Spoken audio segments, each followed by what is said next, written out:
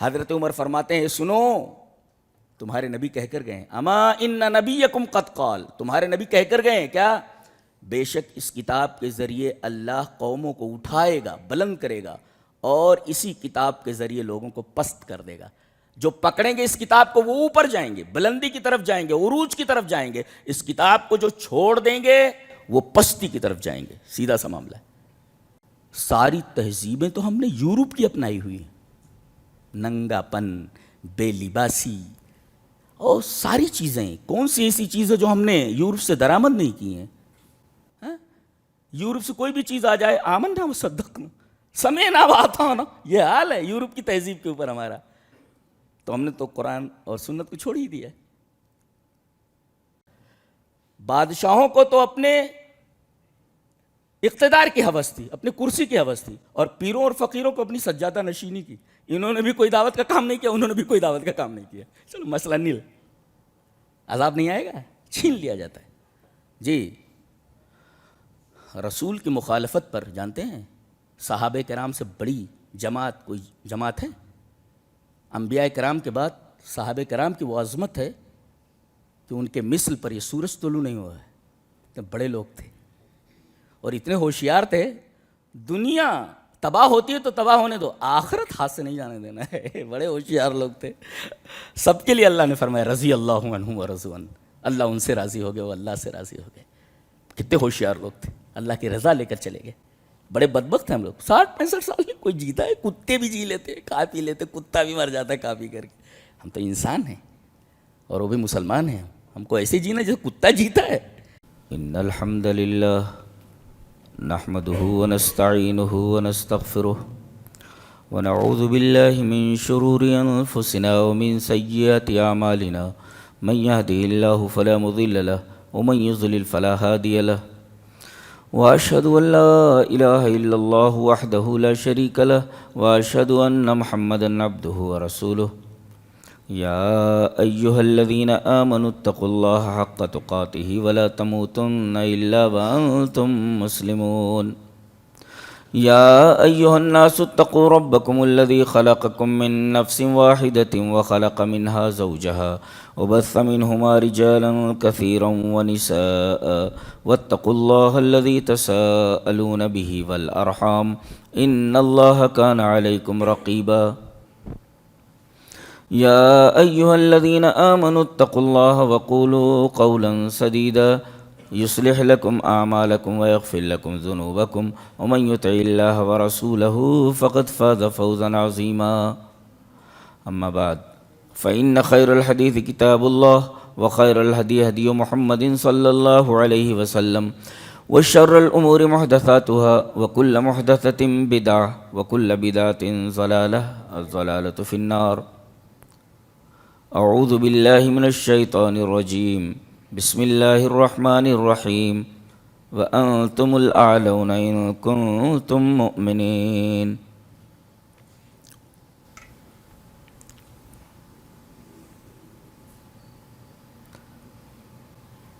آج دنیا میں مسلمانوں کی تعداد تقریباً 180 کروڑ ہے، یعنی دنیا کا ہر چوتھا آدمی مسلمان ہے۔ لگ بھگ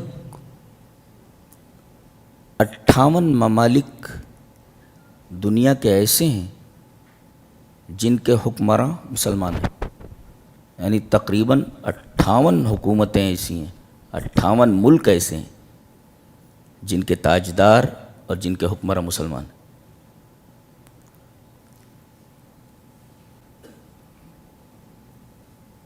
لیکن اس کے باوجود ہماری نہ کوئی اہمیت ہے، نہ ہمارا کوئی وزن ہے۔ جس کا جب بھی جی چاہے ہمارے اوپر چڑھ دوڑتا ہے اور ہمارے ساتھ ہر ناروا سلوک جائز رکھتا ہے، روا رکھتا ہے۔ ہم صرف احتجاج کر سکتے ہیں، بالفاظ دیگر مسلمان آج ایک احتجاجی قوم بن کر رہ گئی ہے۔ سوال یہ ہے کہ مسلمانوں کی اس زبوں حالی، اس تنزلی اور اس زوال کا سبب کیا ہے؟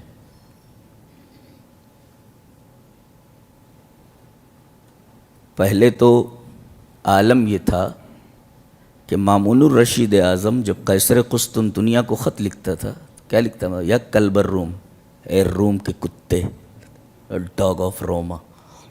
یہ عظمت تھی، یہ عظمت تھی۔ ایسا کیوں ہوا؟ تھے اس قدر عظیم کہ پیروں میں تاج تھے، تھے اس قدر عظیم کہ پیروں میں تاج تھے، اتنے ہوئے ذلیل کے جوتوں میں آ گئے۔ یہ ہمارا حال۔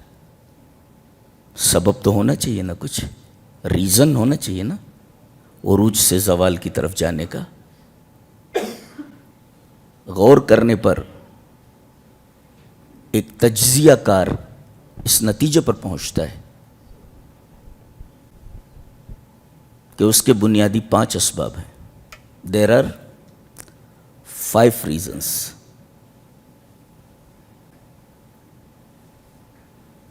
پہلا ریزن، پہلا سبب، قرآن حکیم بتاتا ہے کہ توحید تو ہے مسلمانوں کے پاس مگر خالص نہیں ہے، اس میں انہوں نے شرک کو ملا رکھا ہے۔ سب سے بڑی مصیبت تو یہ ہے، اللہ نے فرمایا الذین آمنوا وَلَمْ يَلْبِسُوا إِيمَانَهُمْ بِظُلْمٍ أُولَئِكَ لَهُمُ الْأَمْنُ وَهُمْ مُهْتَدُونَ۔ جو لوگ ایمان لائے اور انہوں نے اپنے ایمان میں ظلم نہیں ملایا۔ صحابہ نے یہ پوچھا تھا کہ اللہ کے رسول، ہم میں سے کون ہے جو ظلم نہیں کرتا اپنے اوپر؟ تو نبی نے فرمایا یہاں ظلم سے مراد اپنے اوپر ظلم نہیں ہے، بلکہ یہاں ظلم سے مراد شرک ہے۔ تو جو لوگ ایمان لائے اور انہوں نے اپنے ایمان میں شرک کی آمیزش کر لی، شرک کو مکس کر لیا، ملا لیا، تو ان کے پاس توحید کہاں رہے گی؟ اللہ تبارک و تعالیٰ کو خالص چیز پسند ہے، ملاوٹ والی چیز اسے بالکل پسند نہیں ہے، بالکل بھی نہیں۔ ملاوٹ والی چیز قطعاً پسند نہیں ہے اسے، وہ نہ کے برابر ہے، اسے ہر چیز خالص چاہیے۔ اور جب بندہ تمام طرف سے مایوس ہو کر کے جب صرف اللہ تعالیٰ کی طرف سے پر امید ہوتا ہے اور اللہ کی طرف آتا ہے تو فوراً اللہ کی مدد آ جاتی۔ آپ نے دیکھا ہوگا کہ پانی ایسے پھیلا ہوتا ہے تو بہنے کا جو زور ہوتا ہے بہت کم ہوتا ہے، لیکن یہ پھیلا ہوا پانی آگے چل کر کے ایک پتلے راستے پر آ جائے، تو پانی پھیلا ہوا ہے، اور اس کے بعد یہ پانی پورا کا پورا آگے چل کر کے ایسی جگہ پر آ جائے کہ وہاں راستہ تنگ ہے، تو آپ دیکھیں گے کہ پانی کا فورس بڑھ جاتا ہے، پانی کا فورس بڑھ جاتا ہے، کافی تیز ہو جاتا ہے، اس لیے کہ پانی زیادہ ہے اور جگہ کم ہے۔ تو ایسے ہی جب بندہ تمام طرف سے مایوس ہو کر کے صرف رب تعالیٰ کی طرف مخلص ہو کر کے آ جاتا ہے، فوراً مدد آ جاتی ہے۔ اللہ تبارک و تعالیٰ کو ملاوٹ قطعاً پسند نہیں، تو ہم نے تو اپنے توحید کے اندر، اپنی توحید کے اندر ہم نے شرک کو ملا لیا ہے، تو ہمیں امن کہاں ملے گا؟ اللہ نے فرمایا ہم امن کی گارنٹی دیتے ہیں، شانتی کی گارنٹی دیتے ہیں اس وقت جب تم اپنے ایمان کو، اپنی توحید کو خالص رکھو گے۔ الذین آمنوا ولم یلبسوا ایمانہم بظلم اولئک لہم الامن وہم مہتدون۔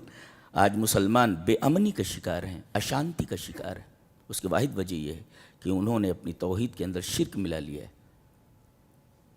خالص توحید سے امن آتا ہے۔ لوگ آج امن اور شانتی کی تلاش میں ہیں، قرآن حکیم اس کا علاج بتاتا ہے۔ بہت ہائیسٹ لیول کی کتاب ہے یہ، بہت ہائیسٹ لیول کی کتاب۔ کہتا ہے کہ پوری دنیا امن کی تلاش میں، شانتی کی تلاش میں، سکون کی تلاش میں۔ میں بتاتا ہوں سکون کہاں ہے۔ سارے لوگ اگر صرف ایک اللہ والے ہو جائیں، امن ویسے قائم ہو جاتا ہے۔ الذین آمنوا ولم یلبسوا ایمانہم بظلم اولئک لہم الامن وہم مہتدون. تو پہلی چیز تو یہ ہے کہ مسلمانوں نے اپنی توحید میں شرک کو ملا لیا ہے. اللہ نے ایک جگہ فرمایا وَمَا يُؤْمِنُ أَكْثَرُهُمْ بِاللَّهِ إِلَّا وَهُمْ مُشْرِكُونَ. مسلمانوں کی اکثریت ایسی ہے جو ایمان کی دعوے دار تو ہے مگر ایمان کے ساتھ شرک بھی کیے جا رہے ہیں. یہی تو مطلب اس آیت کا. سورہ یوسف کی آیت ہے وَمَا يُؤْمِنُ أَكْثَرُهُمْ بِاللَّهِ إِلَّا وَهُمْ مُشْرِكُونَ. ایمان تو رکھتے ہیں مگر اس کے ساتھ شرک کیے جا رہے ہیں. صاحب روح المعانی لکھا ہے کہ من اولئک عبدۃ القبور الناظرون لہا، کہ اس سے مراد وہ قبر کے پجاری ہیں جو قبر کے اوپر جاتے ہیں اور قبروں کے لیے نظر و نیاز کرتے ہیں اور ان سے نفع اور نقصان کی امید رکھتے ہیں. ان میں داخل ہیں. یہ کہتے تو ہیں کہ ہم ایمان والے ہیں لیکن در حقیقت شرک کیے جا رہے ہیں. تو توحید میں شرک کی آمیزش ہے. یہ پہلا سبب ہے ہماری بربادی کا، ہمارے زوال کا، ہمارے تنزل کا. دوسرا سبب قرآن حکیم سے دوری ہے. آج کتنے لوگ ہیں پوچھا جائے کہ سورہ فاتحہ کا ترجمہ کیا ہے، کیا مطلب ہے اس کا، کچھ معلوم نہیں. بعض لوگوں کو تو لا الہ الا اللہ محمد الرسول اللہ کا صحیح سے ترجمہ معلوم نہیں. کہاں سے کہاں آ گئے اور کہہ رہے ہیں کہ ہم پریشان ہیں. ارے پریشانی تو تم نے خود مول لی ہوئی ہے. تو دوسری وجہ اور دوسرا سبب اور دوسرا ریزن قرآن حکیم سے دوری ہے. چلیے ایک حدیث پڑھ لیتے ہیں. حدیث اس طرح وان محمد ابن جبیر ابن مطعم ان ابیہ قال كنا مع رسول الله صلى الله عليه وسلم بالجحفة فخرج علينا فقال أليس تشهدون أن لا إله إلا الله وأني رسول الله وأن القرآن جاء من عند الله قلنا نعم قال فأبشروا فإن هذا القرآن طرفه بيد الله وطرفه بأيديكم فتمسكوا به ولا تهلكوا بعده أبدا. رواہ الطبرانی فی المعجم الکبیر. امام طبرانی اس حدیث کو ایسے ہی معجم الکبیر میں لائے ہیں. تو محمد ابن جبیر ابن مطعم اپنے باپ سے روایت کرتے ہیں. وہ کہتے ہیں کہ ہم لوگ مقام جحفہ میں تھے. اچانک نبی کریم صلی اللہ علیہ وسلم ہمارے سامنے آئے. صحابہ ہیں مقام جحفہ میں. نبی کریم صلی اللہ علیہ وسلم نکلے. فخرج علینا رسول اللہ صلی اللہ علیہ وسلم. رسول اللہ صلی اللہ علیہ وسلم نکلے. آپ نے فرمایا 3 چیزیں فرمائی. الیس تشہدون ان لا الہ الا اللہ، کیا تم گواہی نہیں دیتے کہ اللہ کے سوا کوئی عبادت کے لائق نہیں ہے؟ اللہ اکبر. اہل حدیثوں کی بنیاد الحمدللہ توحید ہے. جی سر کٹ جائے مگر غیر کے آگے سر نہیں جھکاتا ہے. یہ تو خصوصیت ہے ان کی اور یہ بہت بڑی نعمت ہے جو آپ کو عطا ہوئی ہے. اس نعمت پر آپ جتنا فخر کریں کم ہے کہ آپ کو توحید کی دولت ملی ہے. اور ہوشیار رہیں کہ اس میں شرک نہ ملنے پائے. بہت بڑی دولت عطا کی اللہ نے آپ کو. تو الیس تشہدون ان لا الہ الا اللہ، کیا توحید کی گواہی نہیں دیتے ہو؟ اور اس کے بعد آپ نے فرمایا وانی رسول اللہ، کیا اس بات کی گواہی نہیں دیتے کہ میں اللہ کا رسول ہوں؟ وہ لا الہ الا اللہ محمد رسول اللہ گواہی دیتے ہو نا. اللہ کے علاوہ کوئی معبود نہیں اور میرے علاوہ اب کوئی رسول آنے والا نہیں، میں ہی رسول ہوں. وَأَنَّ الْقُرْآنَ جَاءَ مِن عِندِ اللَّهِ، یہ قرآن جو تمہارے سامنے ہے اللہ کی طرف سے آیا ہے. قُلْنَا نعم، تمام صحابہ کرام نے کہا کہ اللہ کے رسول ہاں یس ہم مانتے ہیں کہ اللہ کے سوا کوئی عبادت کے لائق نہیں. گواہی دیتے ہیں ہم، اور یہ گواہی دیتے ہیں کہ آپ اللہ کے رسول ہیں، اور یہ گواہی دیتے ہیں کہ قرآن اللہ کی طرف سے آیا ہے. اب اللہ کے رسول صلی اللہ علیہ وسلم نے جواباً فرمایا کہ اگر یہ 3 باتوں کی گواہی دیتے ہو تو فابشروا، تو بی ہیپی، خوش ہو جاؤ، خوش ہو جاؤ. فابشروا، میں تمہیں خوشخبری دیتا ہوں. کس چیز کی؟ کہ یہ قرآن جو ہے جس کے بارے میں میں نے سوال کیا کہ یہ قرآن اللہ کی طرف سے آیا، گواہی دیتے ہو؟ ہاں. تو جان لو کہ اس کا ایک سرا اللہ کے ہاتھ میں ہے. جیسے ایک سرا یہ اللہ نے پکڑ رکھا ہے اس کو ادھر سے، اور ایک سرا تمہاری طرف ہے، تمہارے ہاتھوں میں ہے. ایسا. اب یہ جو قرآن ہے یہ تمہارا رابطہ اللہ سے جوڑ دیتا ہے. اگر ایک طرف وہ اللہ کے ہاتھ میں ہے اور دوسری طرف تمہارے ہاتھ میں ہے، فتمسکوا بہ، مضبوطی سے پکڑ لو. ڈھیلا مت پکڑو، مضبوطی سے پکڑو. تو وَلَا تُهْلَكُوا بَعْدَهُ أَبَدًا، دنیا کی کوئی طاقت تمہیں ہلاک نہیں کر سکتی. یہ ہے دنیا کی کوئی طاقت تمہیں جھکا نہیں سکتی. آپ نے دیکھا ہوگا ہیٹر ہوتا ہے نا، ہیٹر، جیسے ابھی پانی گرم ہوا ہے ابھی نہانے کے لیے میرا، وہ اندر رکھا ہوا ہے، وہ لوہے کا ایک ٹکڑا ہوتا ہے. وہ اس لوہے کے ٹکڑے کو ایک بچے کے ہاتھ میں دے دیجئے، پکڑ لے گا اس کو لے کر کے ہاتھ، کھیلے گا اس سے. لیکن اگر اسی لوہے کے ٹکڑے کو جوڑ دیا جائے ساکٹ سے بجلی کے، تو بچہ تو کیا، ایک ہاتھی بھی اس کے قریب جانے کی ہمت نہیں کرے گا. کیوں؟ اس لیے کہ اس لوہے کے ٹکڑے کا تعلق ایک طاقتور کی چیز کے ساتھ ہو گیا ہے، کرنٹ کے ساتھ ہو گیا.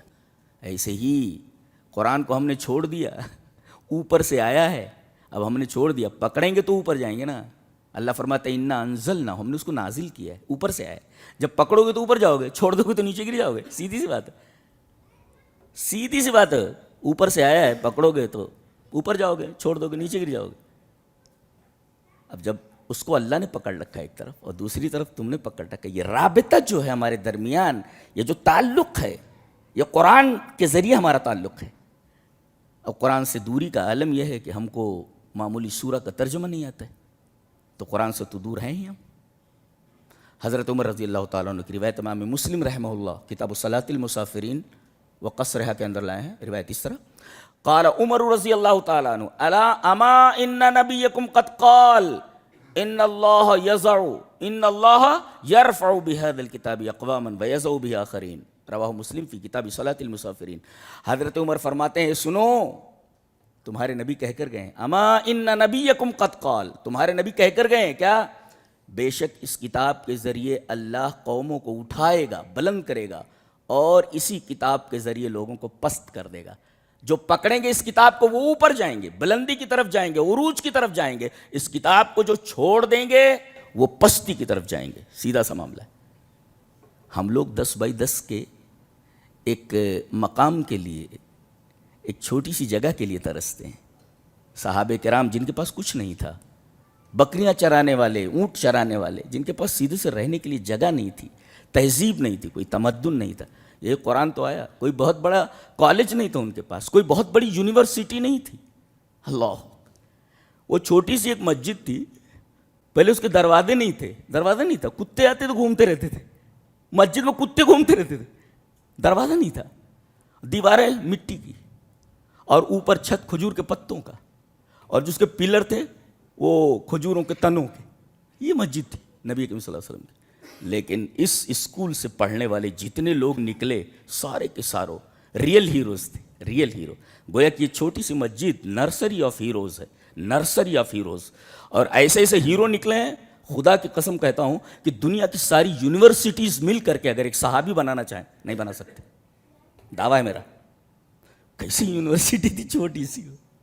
صحابہ سجدہ کرتے تھے تو بارش جب ہوتی تو پانی ٹپک کر کے پورا فرش گیلا ہو جاتا تھا. صحابہ سجدہ کرتے تو پیشانی کے اوپر مٹی لگ جاتی تھی، کیچڑ لگ جاتی تھی. یہ یونیورسٹی، اس سے نکلنے والا ہر شخص ہیرو ہے، ریئل ہیرو. میدان جنگ میں کھڑا کر دیا گیا، بہترین سپاہی ہے. کمانڈر ان چیف بنا دیا گیا، کمانڈر ان چیف ہے. گورنر بنا دیا گیا، گورنر ہے. سی ایم بنا دیا گیا، سی ایم ہے. یہ کہاں سے پڑھ کر کے نکلے سب؟ اللہ. تو ہم تو 10x10 کی جگہ کے لیے ترستے ہیں. اللہ تبارک و تعالیٰ نے جن کے پاس کچھ نہیں تھا، قرآن حکیم کی برکت سے پوری دنیا ان کے حوالے کر دیا. سنبھالے نہیں سنبھل رہے، ہم سنبھال نہیں پا رہے ہیں جو دے کر چلے گئے ہو. ابھی بتائیں نہیں 58 ممالک کے حکمراں مسلمان ہیں. یہ سب صحابہ کرام کی برکت تھی، وہ دے کر کے گئے ہیں جسے ہم سنبھال نہیں پا رہے ہیں. انا للہ و انا الیہ راجعون. تو ایک تو قرآن حکیم سے دوری ہے، پہلا سبب ہم نے اپنی توحید میں شرک کی آمیزش کر رکھی ہے، اور دوسرے قرآن حکیم سے ہم بہت دور ہیں، اور تیسرے سنت سے دور ہیں. اللہ. چلیے پڑھ لیتے ہیں آیت کریمہ. اللہ نے فرمایا فَلْيَحْذَرِ الَّذِينَ يُخَالِفُونَ عَنْ أَمْرِهِ أَن تُصِيبَهُمْ فِتْنَةٌ أَوْ يُصِيبَهُمْ عَذَابٌ أَلِيمٌ. یہ مشہور آیت کریمہ سورہ نور کی. تو ان لوگوں کو ڈرنا چاہیے جو اپنے رسول کے حکموں کی مخالفت کرتے ہیں کہ کہیں انہیں کسی فتنے میں مبتلا نہ ہونا پڑے یا عذاب علیم نہ آ جائے. جانتے ہیں فتنے کی تفسیر کیا کی ہے جعفر بن محمد نے؟ کہ جو رسول کی مخالفت کرے وہ فتنے میں مبتلا نہ ہو جائیں. کہیں فتنے کی تفسیر جعفر بن محمد نے کی ہے سلطان جائر یسلط علیہم، ظالم حکمراں ان کے اوپر مسلط کر دیا جائے گا. کتنی شاندار آیت کریمہ ہے. ہم نے رسول اکرم صلی اللہ علیہ وسلم کی سنتوں کی مخالفت کی کیسے کیسے حکمراں ہمارے سروں کے اوپر بٹھا دیے گئے ہیں. ظالم حکمراں ہیں، وہ ہمارے ساتھ جس طرح چاہے سلوک کریں. سلطان جائر یسلط علیہم، فتنے کی تفسیر ہے وہ. اور عذاب علیم، عذاب القتل، جہاں پائیں گے تم کو ٹھونک دیں گے، مار دیں گے. یہ اس آیت کریمہ کی تفسیر ہے. فَلْيَحْذَرِ الَّذِينَ يُخَالِفُونَ عَنْ أَمْرِهِ أَن تُصِيبَهُمْ فِتْنَةٌ أَوْ يُصِيبَهُمْ عَذَابٌ أَلِيمٌ. فتنے سے مراد سلطان جائر یسلط علیکم، ظالم حکمراں تمہارے اوپر مسلط کر دیے جائیں گے. وہ جس طرح چاہے تمہارے ساتھ سلوک کریں گے، تمہارے گھروں میں گھس جائیں گے، تمہاری عزت و ناموس پامال کر کے رکھ دیں گے، اور عذاب علیم، تمہیں قتل کر دیں گے. جہاں پائیں گے تم کو ٹھونک دیں گے، تم کچھ نہیں کر سکتے. فَلْيَحْذَرِ الَّذِينَ، کیا بات ہے، سبحان اللہ. اور اللہ کے رسول نے فرمایا میں یہی دو چیزیں دے کر کے جا رہا ہوں. چلیے وہ حدیث پڑھ لیتے ہیں. حدیث اس طرح. وعن ابی ہریرہ رضی اللہ تعالی عنہ قال قال رسول اللہ صلی اللہ علیہ وسلم انی قد ترکت فیکم شیئین لن تضلوا بعدہما کتاب اللہ وسنتی ولن یتفرقا حتی یرد علی الحوض. رواہ الحاکم فی المستدرک فی کتاب العلم. حضرت امام حاکم رحمہ اللہ اپنی حدیث کی کتاب مستدرک علی الصحیحین میں کتاب العلم کے اندر یہ روایت اسی طرح لائے ہیں. راوی حضرت ابو ہریرہ ہیں. حضرت ابو ہریرہ فرماتے ہیں کہ نبی اکرم صلی اللہ علیہ وسلم نے ارشاد فرمایا کہ میں تمہارے درمیان دو چیزیں چھوڑ کے جا رہا ہوں. اس لیے دو ہی چیزیں مجھے ملی ہیں. دو چیزیں چھوڑ کے نبی کہتے ہیں چار چار چیزیں پکڑ رکھی ہیں لوگوں نے. کیا ہے یہ سب کیا ہے؟ یہ رسول کی بات آ گیا، ہمارے امام نے ایسا کہا ہے، ہمارے مولوی نے ایسا کہا ہے. ارے اللہ اکبر، رسول کی بات آ جائے تو آرڈر کیا ہے؟ آرڈر یہ ہے سورہ نور کی سے پہلے والی آیت دیکھ. انما کان قول المؤمنین اذا دعوا الی اللہ ورسولہ لیحکم بینہم ان یقولوا سمعنا واطعنا واولئک هم المفلحون. مومن کا قول، مومن کا معاملہ، مومن کی بات ایسی ہونی چاہیے جب اللہ اور اس کے رسول بلائیں کہ آؤ میں بتاتا ہوں کہ اس معاملے فیصلہ کیا ہے. کوئی بات اگر اللہ اور اس کا رسول کہے، کسی طرف بلائے، تو آپ کو صرف اتنا ہی بولنا ہے، ہم نے سنا اور ہم نے اطاعت کی، بس. چلیے اس بات کو ایک حدیث سے پروو کر لیتے ہیں. حدیث اس طرح. وعن جابر رضی اللہ تعالی عنہ قال لما استوى رسول اللہ صلی اللہ علیہ وسلم یوم الجمعہ، وہ جمعہ کے دن تھا. عن جابر رضی اللہ تعالی عنہ قال استوى رسول اللہ لما استوى رسول اللہ صلی اللہ علیہ وسلم یوم الجمعہ قال اجلسوا فسمع ذلك ابن مسعود فجلس على باب المسجد فرآه رسول اللہ صلی اللہ علیہ وسلم فقال تعال یا عبد اللہ ابن مسعود. رواہ ابو داؤد فی کتاب الصلاۃ. حضرت امام ابی داؤد رحمہ اللہ ابو داؤد شریف میں کتاب الصلاۃ کے اندر یہ روایت ایسے لائے جابر ابن عبداللہ سے. حضرت جابر فرماتے ہیں کہ نبی کریم صلی اللہ علیہ وسلم ممبر پائے خطبہ دے رہے تھے. اچانک انہوں نے فرمایا اجلسو، بیٹھ جاؤ، اجلسو، بیٹھ جاؤ. شاید کچھ لوگ کھڑے تھے، آپ نے کہا بیٹھ جاؤ.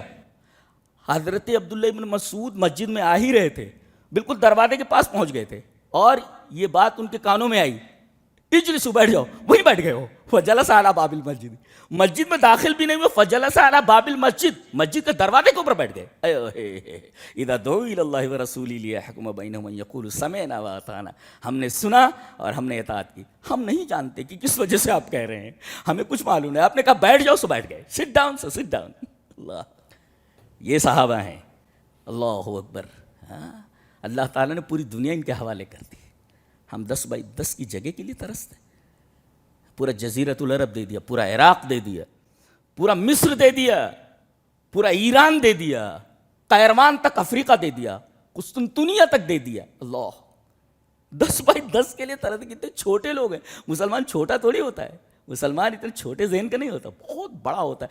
اس کا جو ایسپیکٹ ہوتا ہے، اس کا جو پرسپیکٹو ہوتا ہے، تناظر ہوتا ہے، بہت وسیع ہوتا ہے. سمجھتے ہیں آپ مسلمان کیا ہوتا ہے؟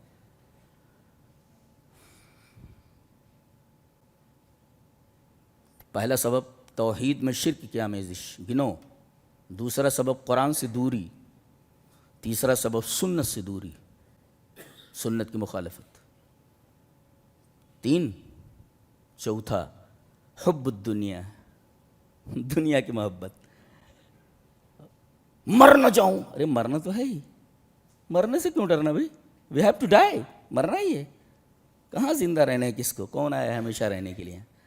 آئیے وہ حدیث پڑھ لیتے ہیں. حب الدنیا. حدیث اس طرح. وعن ثوبان رضی اللہ تعالی عنہ قال قال رسول اللہ صلی اللہ علیہ وسلم یوشک الامم ان تداعى علیکم کما تداعى الاکلۃ الى قصعتها فقال قائل ومن قلة نحن یومئذ قال بل انتم یومئذ کثیر वलाकिन्नकुम गुसाउन का गुसाइ सैल वलयंज़अन्न अल्लाहु मिन क़ुलूबि अदुव्विकुमुल महाबत मिनकुम वलयंज़अन्न अल्लाहु मिन सुदूरि अदुव्विकुमुल महाबत मिनकुम वलयक़ज़िफ़न्न अल्लाहु फ़ी क़ुलूबिकुमुल वहन फ़क़ाल क़ाइलुन या रसूलल्लाह वमल वहन क़ाल हुब्बुद दुनिया व कराहियतुल मौत रवाहु अबू दाऊद फ़ी किताबिल मलाहिम। हज़रत इमाम अबी दाऊद रहमहुल्लाह अबू दाऊद शरीफ में किताबुल मलाहिम के लिए रिवायत लाए हैं। रावी जैसा कि मालूम हज़रत सौबान ने, बहुत प्यारे साहबी हैं हज़रत सौबान। इनसे जितनी रिवायतें हदीस की किताबों में सब बड़ी अजीब व गरीब हैं, सब बड़ी अजीब व गरीब हैं। सौबान रज़ी अल्लाह ताला अन्हु वो कहते हैं कि नबी अकरम सल्लल्लाहु अलैहि वसल्लम ने इरशाद फरमाया कि एक ज़माना ऐसा आएगा, करीब है वो ज़माना, कि तुम्हारे ऊपर दुनिया के तमाम लोग मुत्तहिद होकर के, इत्तेहादी होकर के, अलाइड होकर के इस तरह टूट पड़ेंगे जैसे भूखे खाने के ऊपर टूट पड़ते हैं। कमा तदाअल अकलतु इला क़स्अतिहा, जैसा कि भूखे लोग खाने पर टूट पड़ते हैं ऐसे टूट पड़ेंगे और तुम्हें खा जाएंगे। इस हदीस का मतलब समझें कभी, खा जाएंगे कि क्या मतलब होता है। एक मुर्गी छोटी सी हो, मुर्गा हो, ऐसे खा जाते हैं आप, हैं? उसे दस्तरखान पर से खड़ा कर देते हैं, कुकड़ू कूँ बोलता रहता खा जाएंगे उसको? नहीं, पहले उसको ज़बह करते हैं, ज़बह करने के बाद उसकी बोटी बनाते हैं, बोटी बनाने के बाद फिर उसको तलते हैं, तलने के बाद मसाले वसाले डालते हैं ना, तलते हैं, फिर उसके बाद उसे दस्तरखान पर लाते हैं। ऐसे ही तुम्हारे साथ किया जाएगा, ऐसे तुमको खड़ा करके थोड़ी खाया जाएगा, बल्कि तुम्हें काटा जाएगा पहले। और काटा कैसा? काट कर थोड़ी खाएंगे, हमको हमारी तहजीब से काट दिया जाएगा, हमको हमारी किताब से काट दिया जाएगा, हमको हमारे नबी की सुन्नत से काट दिया जाएगा। और जो कुरान हकीम से कट जाए वो तो मरा हुआ ही है, वो मर गया। वो किताब और सुन्नत से जो कट जाए वो मरा हुआ है, वो मर गया, वो खत्म है। वो तो हम चुप मर गए हैं। सारी तहजीबें तो हमने यूरोप की अपनाई हुई हैं, नंगापन, बेलिबासी और सारी चीज़ें। कौन सी ऐसी चीज़ है जो हमने यूरोप से दरामद नहीं की हैं? यूरोप से कोई भी चीज़ आ जाए, आमन ना सद्दक़ना समय ना आता ना, ये हाल है यूरोप की तहजीब के ऊपर हमारा। तो हमने तो कुरान और सुन्नत को छोड़ ही दिया। तो पहले काटेंगे। काटने का मतलब क्या है? हमको हमारी तहजीब से काट देंगे, हमको कुरान हकीम से काट देंगे, हमको कुरान सुन्नत से हमको काट देंगे। हमारी जो देरीना रिवायात रही हैं सैकड़ों सालों की, हमें हमारी तारीख से काट दिया जाएगा, हमें हमारी तहजीब से काट दिया जाएगा, हमें हमारी जो शानदार सिविलाइजेशन, हमारी शानदार तहजीब और तमद्दुन, उससे हमको काट दिया जाएगा। कौमें जब अपनी तहजीब से कट जाए, अपनी तारीख़ी रिवायात से कट जाए, मुर्दा हो जाती हैं, वो मर जाती हैं। काटने का मतलब ये है, दस्तरखान पर टूट पड़ने का यही मतलब है। आप कह रहे खा लेंगे आपको, ये मतलब थोड़ी है उसका जी। यूशिकुल उममु अन तदा अलैकुम कमा तदाल अकलतु इला क़स्अतिहा, जैसे भूखे खाने के ऊपर टूट पड़ते हैं ऐसे तुम्हारे ऊपर टूट पड़ेंगे पूरी दुनिया के लोग। और जानो कुफ्र एक ही मिल्लत है, सब इकट्ठा हो जाते हैं, हम लोग अलग अलग हैं। ये बरेलवी है, ये देवबंदी है, ये फलां है, ये फलां है। देवबंदी मारा जा रहा है तो बरेलवियाँ खड़े हैं तो काफिर है। ले डूबी है ये तफरकाबाजी, हमें तबाह बर्बाद हो चुके हैं। मैं तो परेशान हो जाता हूँ सोच सोच करके कि क्या क्या दिन देखने को मिल रहे हैं। अल्लाह इससे पहले ही उठा ले आदमी को तो अच्छा है, ये दिन देखने से पहले ही जो देखा जा रहा है। आज अगर नबी करीम सल्लल्लाहु अलैहि वसल्लम आ जाएं तो देखेंगे मुसलमानों के पास जो इस्लाम है ये वही इस्लाम है जो मैं लेकर आया था। दुनिया भर की तो बिदअतें घुसा रखी हैं इन्होंने, हैं? नबी कहे कि हम 2 ईदें छोड़ करके गए हैं, तीसरी चौथी ईदें मिला करके रखे हुए हैं बेचारे। तन हम दाग दाग शुद पुम्बा कुजा कुजा ने, हम पूरा जिस्म दागदार है, रुई कहाँ कहाँ रखी जाए, पूरे जिस्म से जख्म टपक रहा है, रुई कहाँ कहाँ रखेंगे? शायर बोलता है वो, तन हम दाग दाग शुद पुम्बा कुजा, पुम्बा कहते हैं रुई को, पुम्बा कुजा कुजा ने, हम कहाँ कहाँ रुई रखी जाए। आलिम कहाँ तक बोले आपको कहाँ तक समझाएं? तो ऐसा टूट पड़ेंगे जैसे भूखे खाने को टूट पड़ते हैं। तो किसी कहने वाले ने कहा, वो मिन क़िल्लतिन नहनु यौमइज़िन या रसूलल्लाह, अल्लाह के रसूल, उस वक्त हमारी तादाद कम होगी। आपने फरमाया नहीं, बल अंतुम यौमइज़िन कसीर, तुम्हारी तादाद बहुत ज़्यादा होगी, लेकिन वलाकिन्नकुम गुसाउन का गुसाइ सैल, सैल रवां में बहने वाले खशो खाशात की तरह तुम्हारी हैसियत होगी। जब पानी बहता है बारिश का, तो आप देखेंगे कि बारिश के पानी के ऊपर छोटे छोटे जो तिनके होते हैं وہ ایسے بہتے رہتے ہیں، ان کی کوئی اوقات نہیں ہوتی. تو سیل رواں میں بہنے والے خس و خاشاک کی طرح تمہاری حیثیت ہو جائے گی. بارش کا پانی جا رہا ہے اور اس کے اوپر تم اوپر نیچے ہو رہے ہو، کبھی ڈوب رہے ہو، کبھی اوپر آ رہے ہو، کبھی ڈوب رہے ہو، کبھی اوپر آ رہے ہو. یہ حیثیت ہے ہماری. ولیکنکم غصاؤن کا غصہ اس سے سیل رواں میں بہنے والے خس و خاشاک کی طرح تمہاری حیثیت ہو جائے گی، تمہاری اوقات ہو جائے گی، تمہاری اوقات ایسی ہو جائے گی، تمہاری اوقات بتائے گی. ولیکنکم غصاؤن کا غصہ اس سے. اور وَلَيَنزَعَنَّ اللَّهُ مِن صُدُورِ عَدُوِّكُمُ الْمَهَابَةَ مِنْكُمْ، تمہارے دشمن کے دلوں سے تمہارا خوف نکال دیا جائے گا.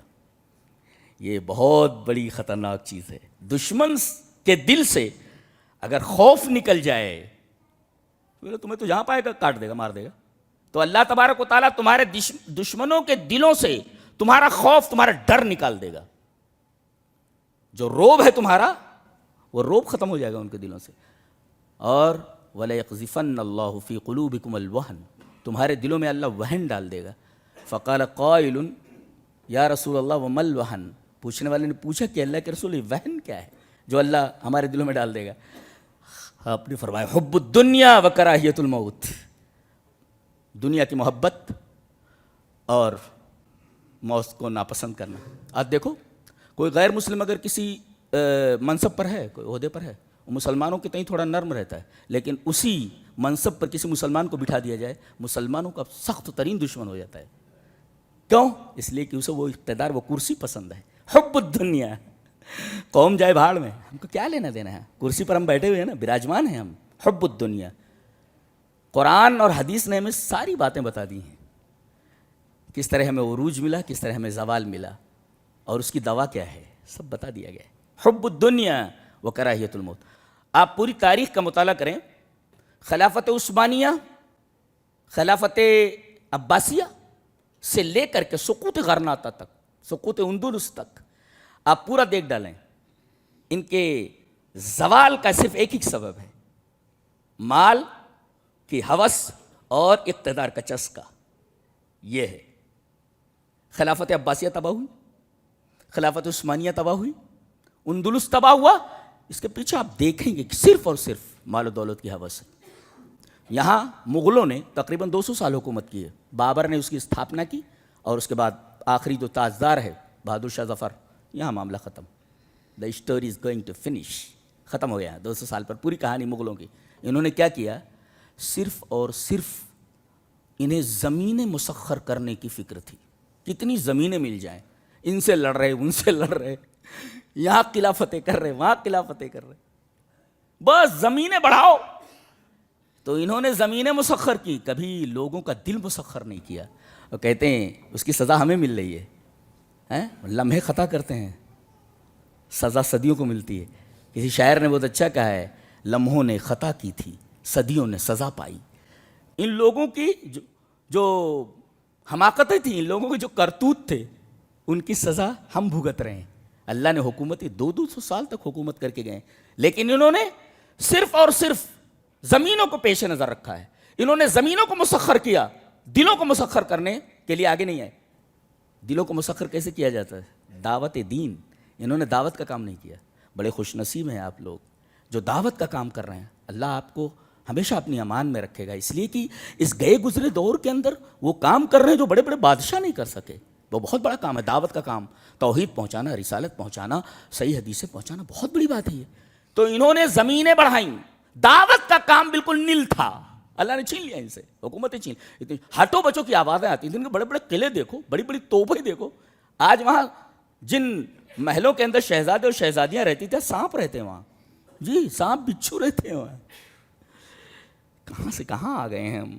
اللہ، کس وجہ سے ہم نے دھیان دوسری طرف کر لیا، ہم نے دعوت کا کام نہیں کیا. مسلمانوں کے درمیان اچھا 2 اسپیکٹس تھے. اچھا 2 گروہ تھے. ایک گروہ بادشاہوں کا تھا اور ایک گروہ پیروں کا اور فقیروں کا تھا. بادشاہوں کو تو اپنے اقتدار کی ہوس تھی، اپنے کرسی کی ہوس تھی، اور پیروں اور فقیروں کو اپنی سجادہ نشینی کی. انہوں نے بھی کوئی دعوت کا کام نہیں کیا، انہوں نے بھی کوئی دعوت کا کام نہیں کیا. چلو مسئلہ نیل، عذاب نہیں آئے گا، چھین لیا جاتا ہے. جی رسول کی مخالفت پر جانتے ہیں صحابہ کرام سے بڑی جماعت کوئی جماعت ہے؟ انبیاء کرام کے بعد صحابہ کرام کی وہ عظمت ہے کہ ان کے مثل پر یہ سورج طلوع نہیں ہوا ہے. اتنے بڑے لوگ تھے اور اتنے ہوشیار تھے.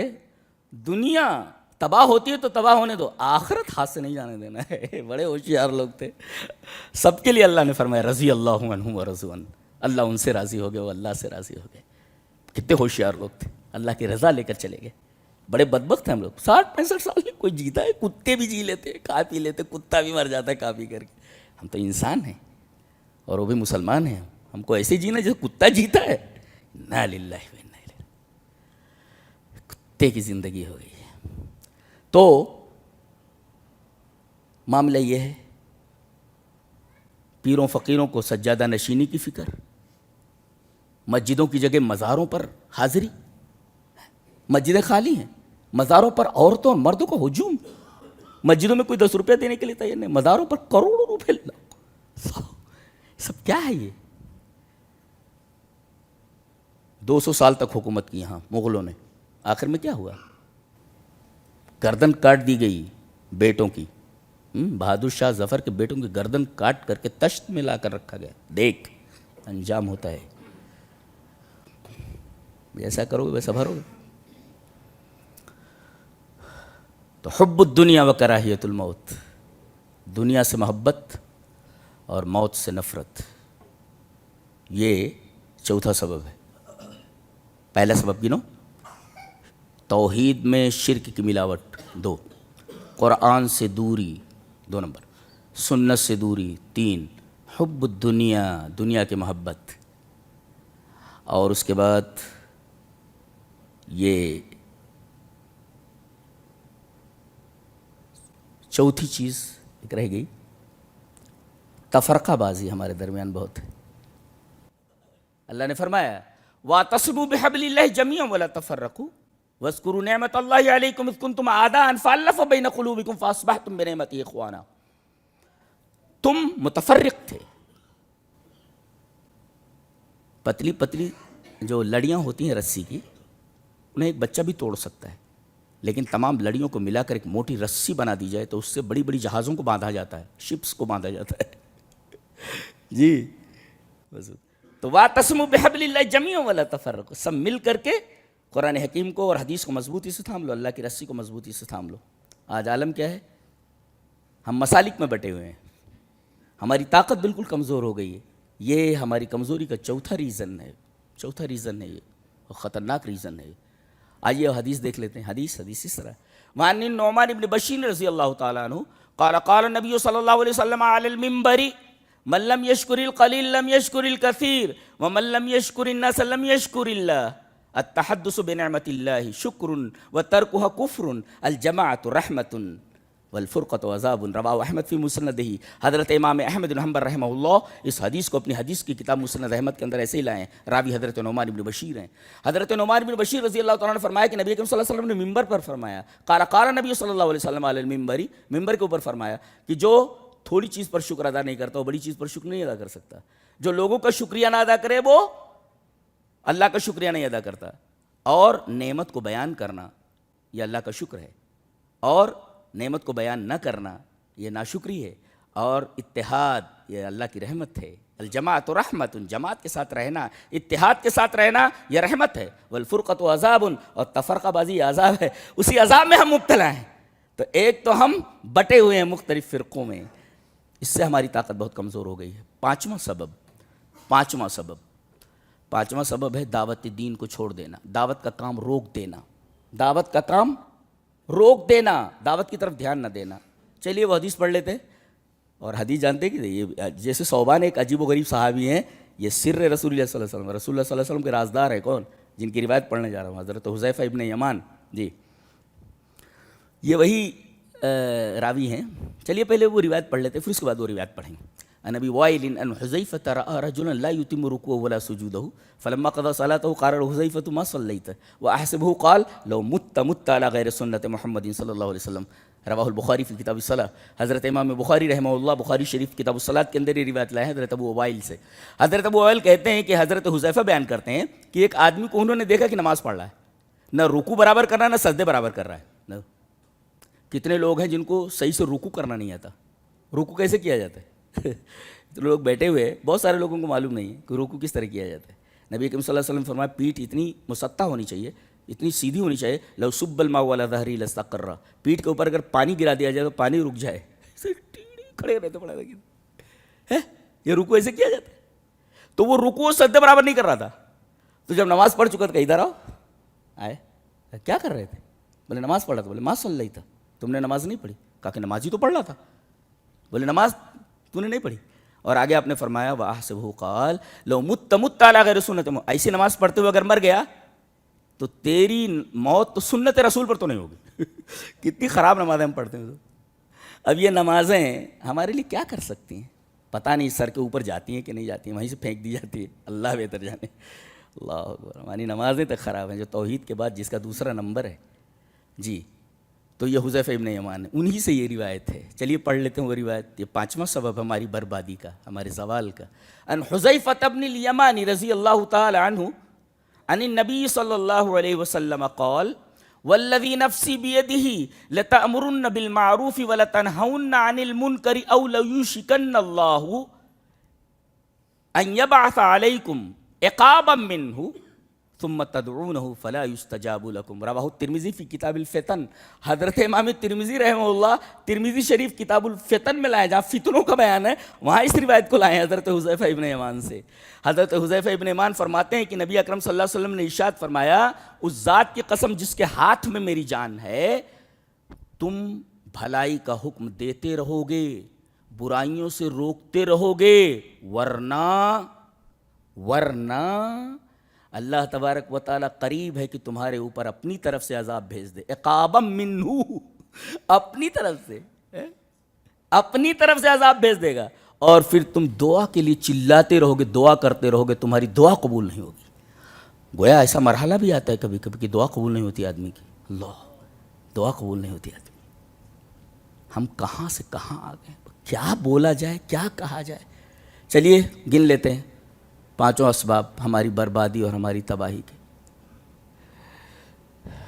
توحید میں شرک کی آمیزش، قرآن و سنت سے دوری، اور حب الدنیا و کراہیت الموت یعنی دنیا پرستی، اور تفرقہ بازی، اور 5ویں ہے دعوت کا کام روک دینا، بھلائی کا حکم نہ دینا، برائیوں سے نہ روکنا۔ یہ 5 اسباب ہیں۔ ان 5 اسباب کے بعد ایک بنیادی بات کہہ کر کے بات ختم کروں گا۔ بعض لوگ یہ کہتے ہیں کہ مسلمان جو پیچھے ہیں دنیا سے، ان کے پاس ٹیکنالوجی نہیں ہے، ان کے پاس ایجوکیشن نہیں ہے، ان کے پاس اکنامی نہیں ہے، ٹیکنالوجی نہیں ہے، ایجوکیشن نہیں ہے۔ میں یہ کہتا ہوں کہ خلافت عباسیہ کے اوپر حملہ کرنے والے کون لوگ تھے جنہوں نے تباہ کر دیا اور پہاڑ کھڑا کر دیا؟ تو کھوپڑیوں کا، مسلمانوں کی گردنیں کاٹ کاٹ کر کے۔ آدمی کبھی ادھر سے گزرتا تو کھوپڑیوں کا پورا پہاڑ دکھتا تھا۔ کھوپڑیاں کاٹ دی گئی، گردنیں کاٹ دی گئی سبھی۔ کون لوگ تھے یہ؟ منگول لوگ تھے، تاتار لوگ تھے، ایک وحشی قوم تھی یہ۔ بتائیے، ایک بدترین تہذیب، ایک برتر تہذیب کے اوپر غالب کیسے آ گئے؟ ہمارے مفکرین جواب دیں، جو کہتے ہیں کہ ہمارے پیچھے ہونے کا، ہمارے زوال کا سبب تعلیم سے پیچھے رہنا ہے۔ ہمارے پاس ایجوکیشن نہیں، ٹیکنالوجی نہیں، اکانومی نہیں۔ کتنی بڑی اکانومی تھی خلافت عباسیہ کے پاس، اللہ! ان کی ٹیکنالوجی اور ان کا ایجوکیشن، ان کی اکانومی اتنی زبردست تھی کہ دنیا کے اندر کوئی ان کو مقابلہ نہیں کر سکتا تھا۔ بتائیے، اکانومی رہتے ہوئے، ایجوکیشن رہتے ہوئے، ٹیکنالوجی رہتے ہوئے، ایک وحشی قوم جس کو سیدھے سے جینا نہیں آتا تھا، تہذیب اور تمدن سے دور لوگ تھے، منگول اور تاتار لوگ، وحشی لوگ تھے۔ یہ بدترین تہذیب نے، بدتر تہذیب نے ایک برتر تہذیب کے اوپر حملہ کر کے انہیں شکست دے دی۔ انہیں شکست کا سامنا کیوں کرنا پڑا؟ تو جو جواب دیتے ہیں کہ بھئی ایجوکیشن نہیں ہے، اکانومی نہیں، یہ دوسری چیز ہے، یہ کوئی سبب اور ہے۔ وہ سبب جو میں نے بیان کیا وہی ہے۔ کہتے ہیں اندلس اس کا زوال ہوا، اسپین تباہ و برباد ہوا۔ کیوں؟ اس کی وجہ کیا تھی؟ ایجوکیشن نہیں تھا، ایجوکیشن اور تعلیمی ترقی اندلس کے اندر اتنی زیادہ تھی کہ یورپ کے طلبہ جاتے تھے، اسٹوڈنٹ جاتے تھے اندلس میں پڑھنے کے لیے، ورنہ یورپ کے پاس کیا تھا؟ بھوکا ننگا تھا یورپ، جنہیں آج میزائلیں بنانے پر اور ٹیکنالوجی پر بڑا فخر ہے، بھوکے ننگے تھے یہ، اندلس سے پڑھ پڑھ کر کے آئے ہیں لوگ. مسلمانوں نے ان کو کھانا بھی دیا، کپڑا بھی دیا، پڑھایا بھی، فری میں پڑھاتے تھے ان کو.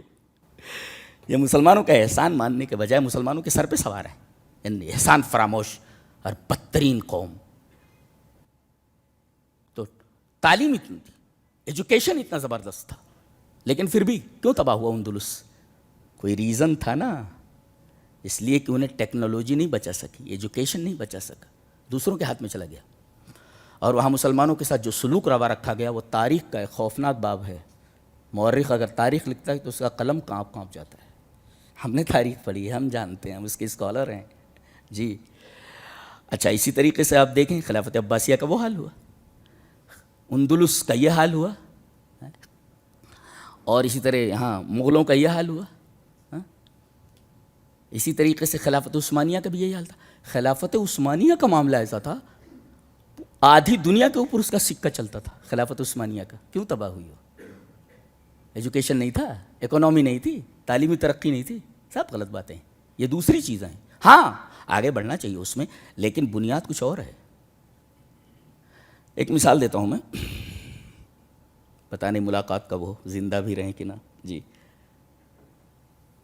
ایک محلے کے اندر پورا محلہ ہے، وہاں پر گندگی کا ایک ڈھیر ہے جو آج مسلمانوں کی پہچان ہے. گندگی کے ڈھیر جہاں نظر آئیں فوراً فیصلہ کر دیا جاتا، اچھا یہاں مسلمان رہتے ہیں. تو ایک محلے میں گندگی کا ڈھیر ہے، اور کچھ دنوں کے بعد دیکھا جاتا ہے کہ اس گندگی کے ڈھیر سے جو تعفن اٹھ رہا ہے، جو سڑاد اٹھ رہی ہے، جو جراثیم نکل رہے ہیں، پورا محلہ بیمار ہے.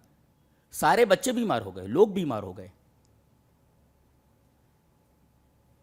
اب سروے کرنے کے لیے آتے ہیں لوگ، ڈاکٹر لوگ، WHO والے آتے ہیں، سب لوگ بیمار کیوں ہیں ایسے بولتے تھے، اس لیے کہ گندگی کا یہ ڈھیر یہاں موجود ہے، اس کو یہاں سے ہٹا دیا جائے، بیماری ختم ہو جائے گی. اب سوال یہ ہے کہ سائنس نے یہ دیکھا کہ گندگی کے اس ڈھیر سے جراثیم نکلے ہیں، اور ان کے نکلنے کی وجہ سے پورا محلہ بیمار ہوا ہے. سائنس کی نظر بظاہر کے اوپر ہے، لیکن ہم جب قرآن پڑھنے والے مسلم تجزیہ کار جب اندر جاتے ہیں تو یہ کہتے ہیں کہ یہ جو جراثیم ہیں یہ ثانوی چیز ہے. یہ جراثیم پیدا کس نے کیا؟ پیدا گندگی کے ڈھیر میں یہ جراثیم آئے کہاں سے؟ پیدا کرنے والا کون؟ خود پیدا نہیں ہوتی کوئی چیز، اللہ تبارک و تعالیٰ پیدا کرتا ہے. اللہ نے کیوں پیدا کیا؟ تو مسلمان کی نگاہ پیچھے کی طرف جاتی ہے، سائنس کی نگاہ صرف ظاہر پر جاتی ہے. بس بات کو ختم کرتے ہیں، کافی ٹائم ہو گیا. اللہ ہمیں نیک عمل اور اچھی سمجھ کی توفیق عطا فرمائے. وآخر دعوانا الحمدللہ رب العالمین.